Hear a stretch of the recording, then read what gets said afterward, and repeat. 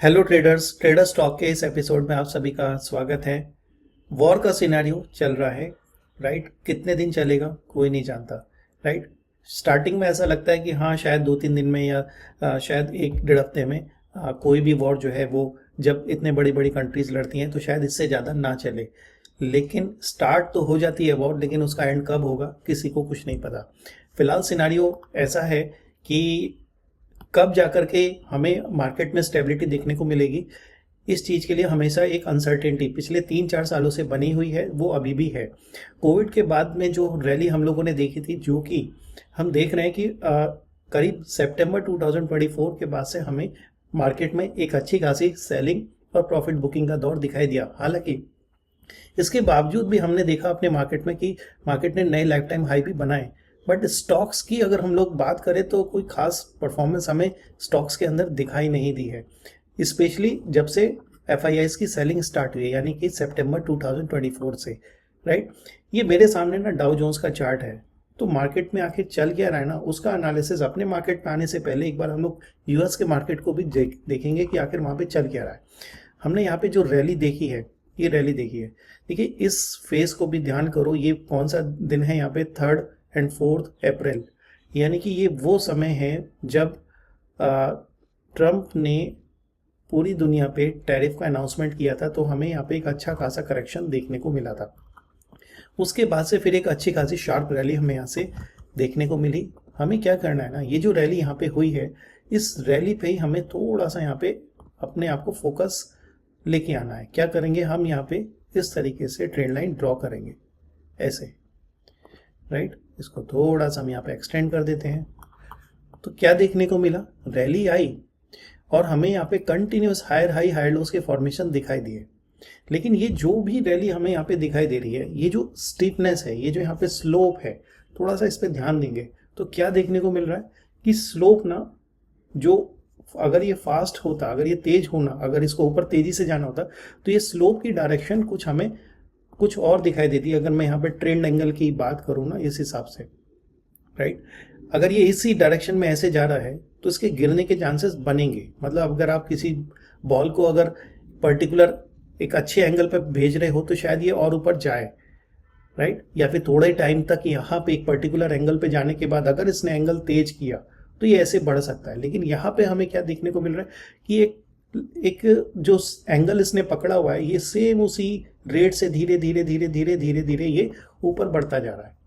तो इसमें होता क्या है, जब भी इस तरह के हमें जो हायर हाई हायर लोस की फॉर्मेशंस दिखाई देती हैं, इसमें ना फॉल जैसे ही आना स्टार्ट होता है तो ये तेजी से मार्केट यहाँ पे नीचे भी गिरता है, राइट। क्योंकि झुकाव, इसका जो स्लोप है ना, इसका झुकाव जो है ये अभी भी नीचे है।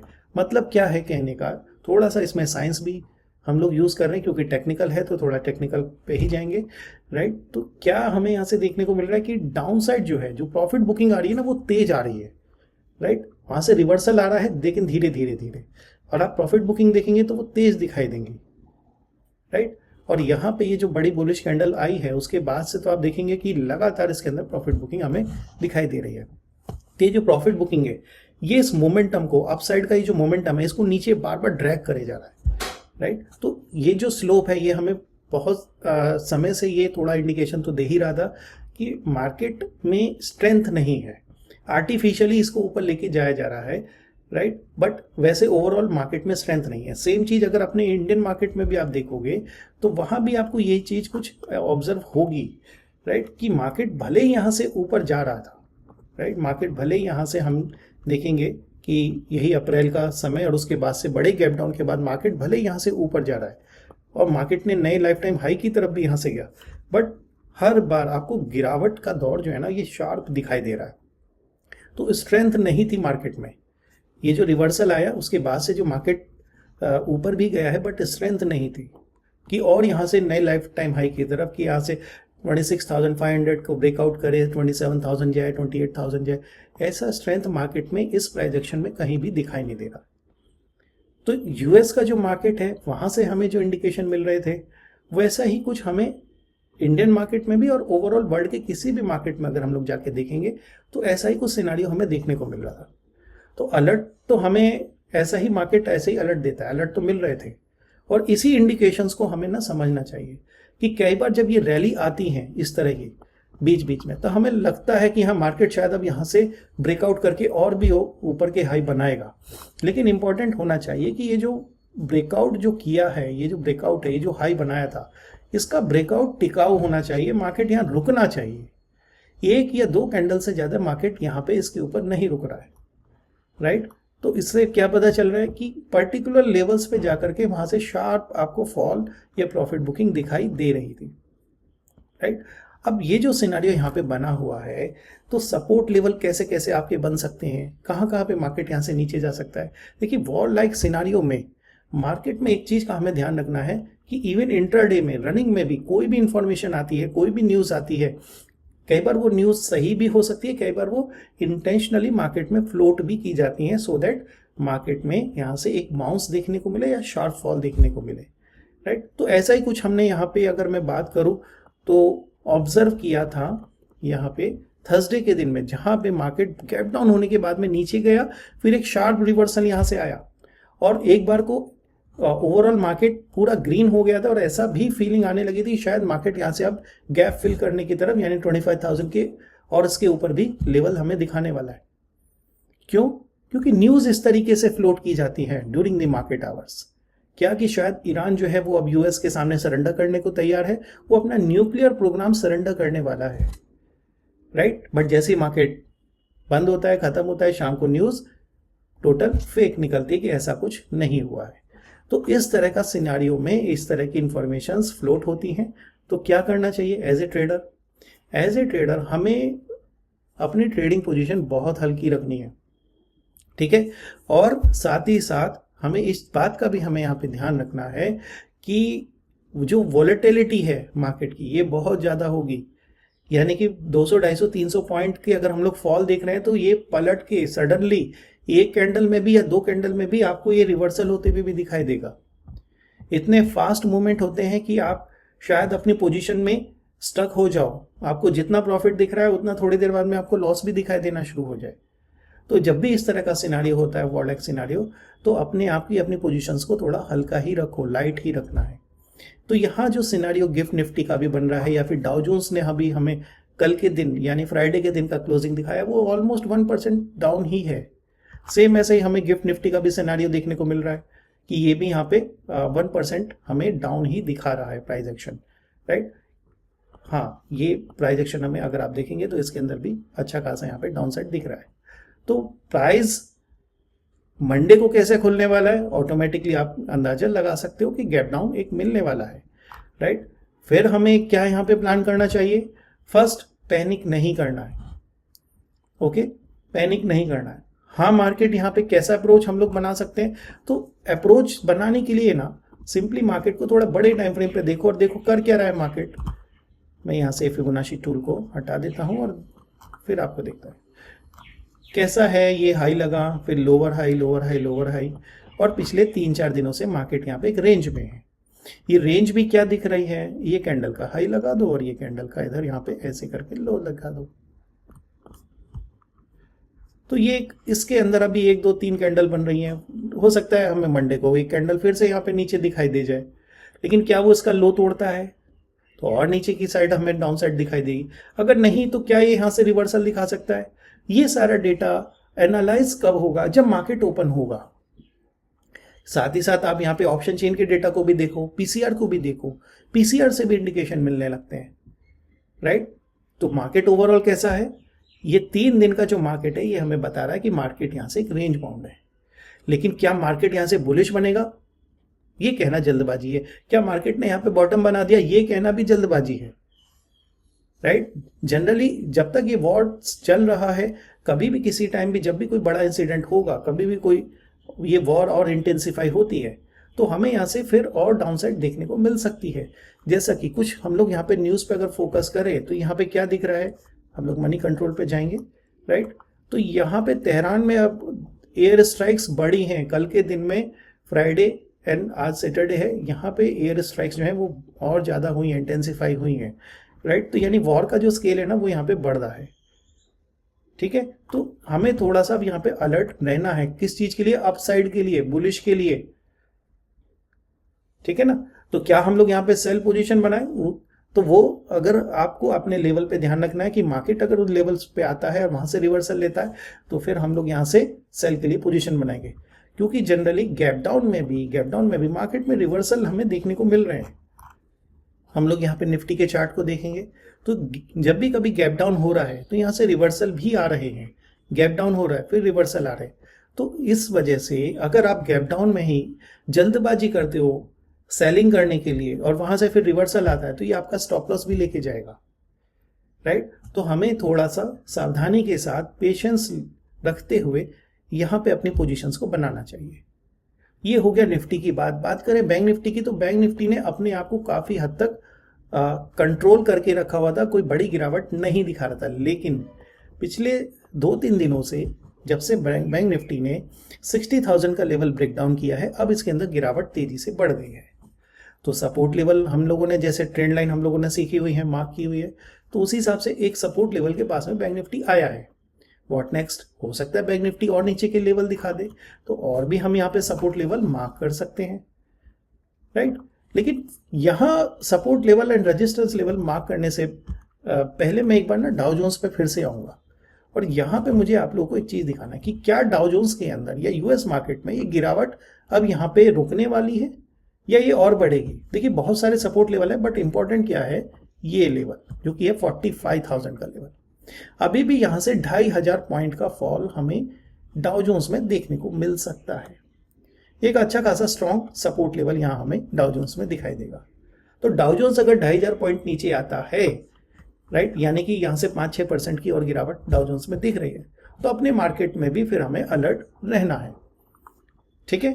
सेम ऐसे ही नेस्डेक के चार्ट को भी देख लें तो ऑलरेडी नेस्डेक ने 25,000 के लेवल का ब्रेकडाउन कर दिया है, राइट, नेस्डेक में हो चुका है। बट एक सिनारियो अगर नेस्डेक का देखें तो ये एक साइडवेज फेज दिखा रहा है, साइडवेज एक अच्छा खासा सपोर्ट लेवल हमें यहाँ पे इस लेवल पे दिख रहा है जो कि 24,000 का लेवल, मोटा मोटा ये 23,050 का लेवल के आसपास दिख रहा है, राइट।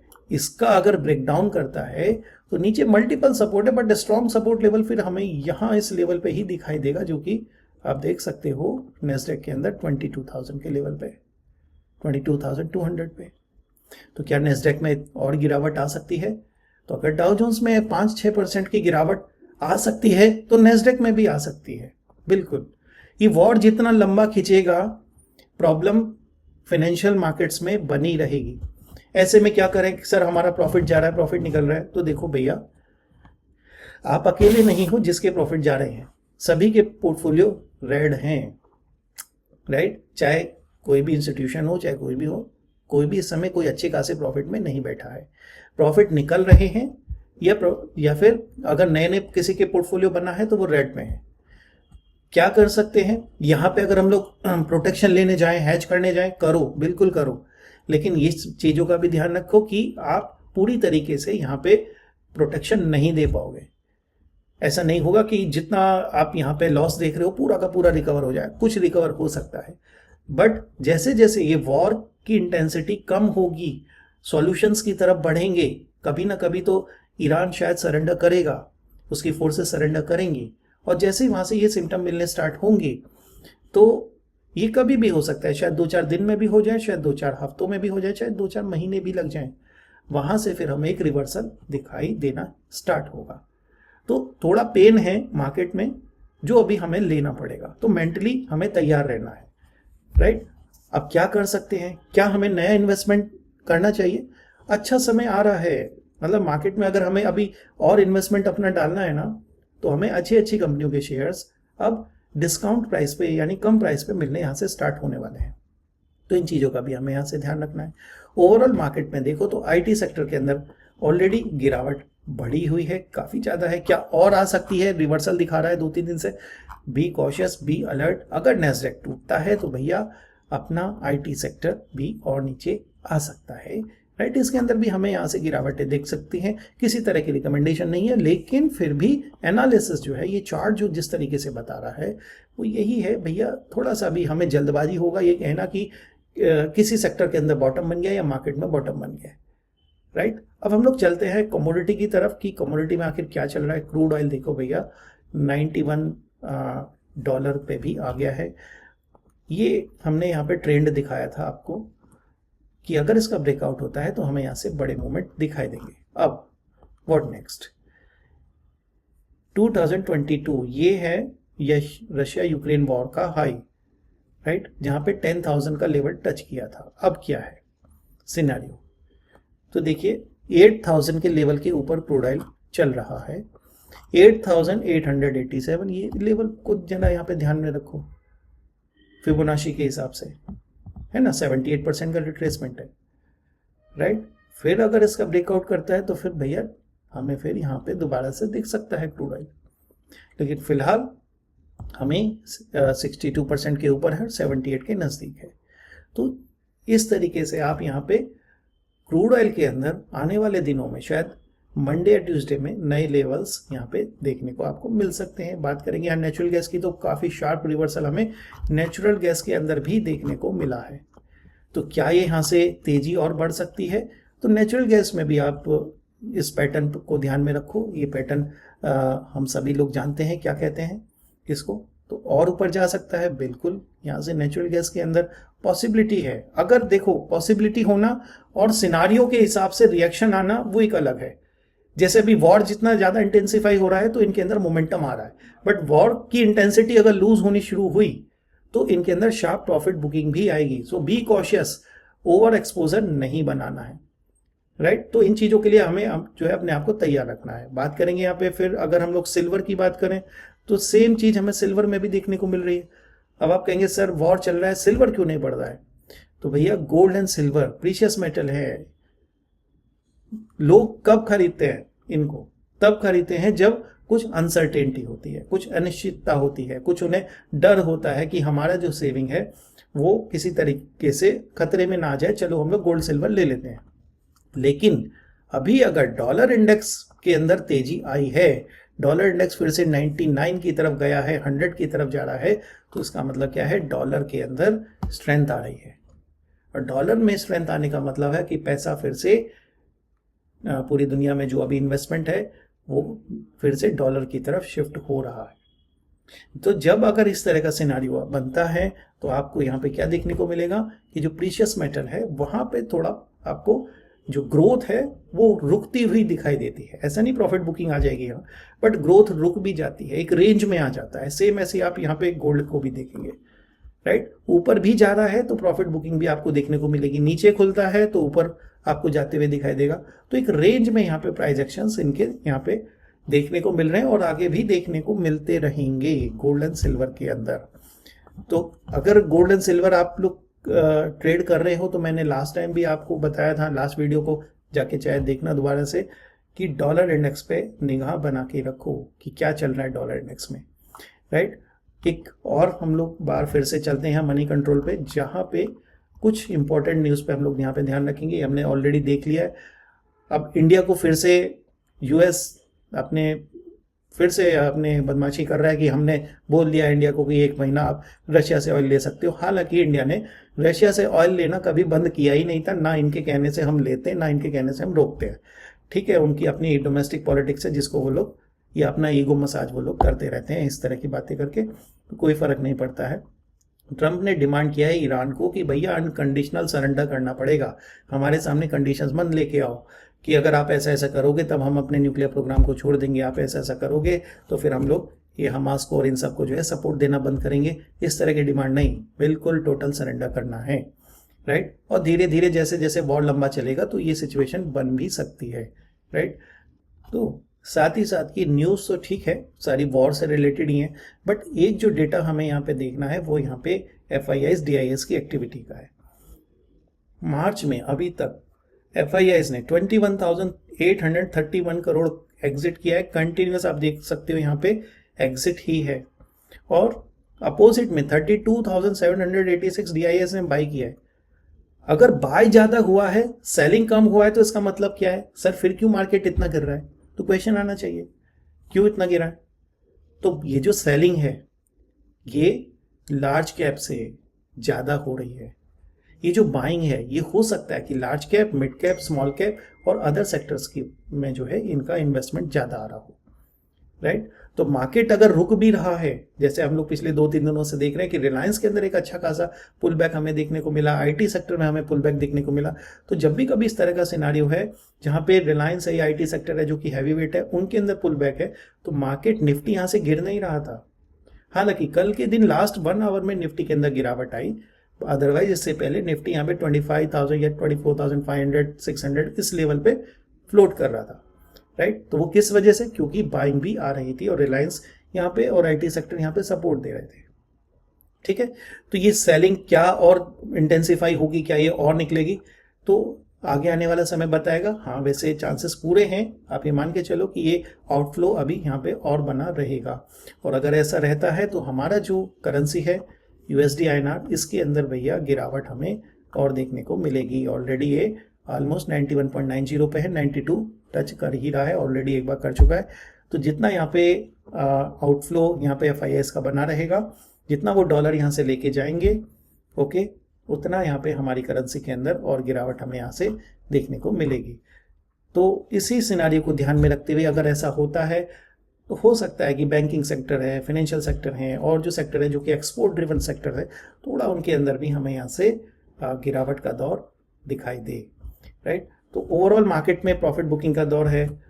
हमारा अप्रोच क्या हो सकता है, sell on rise, but levels का ध्यान में रख के, साथ ही साथ सेफ ट्रेड करना है और कैपिटल को अभी हमें फुल यूटिलाइजेशन से अंडर यूटिलाइजेशन पे लेके आना चाहिए, तभी हम लोग इस तरह की सिचुएशन में अपने कैपिटल का प्रोटेक्शन कर पाएंगे। तो आई होप ट्रेडर स्टॉक के आज के इस वीडियो से आप लोगों को बहुत सारे इंसाइट्स मिले होंगे। कमेंट बॉक्स में जरूर अपने कमेंट दीजिएगा और साथ ही साथ हो सके तो इसको लाइक भी करो और शेयर भी करना। तो मिलते हैं फिर नेक्स्ट एपिसोड में, तब तक के लिए थैंक यू।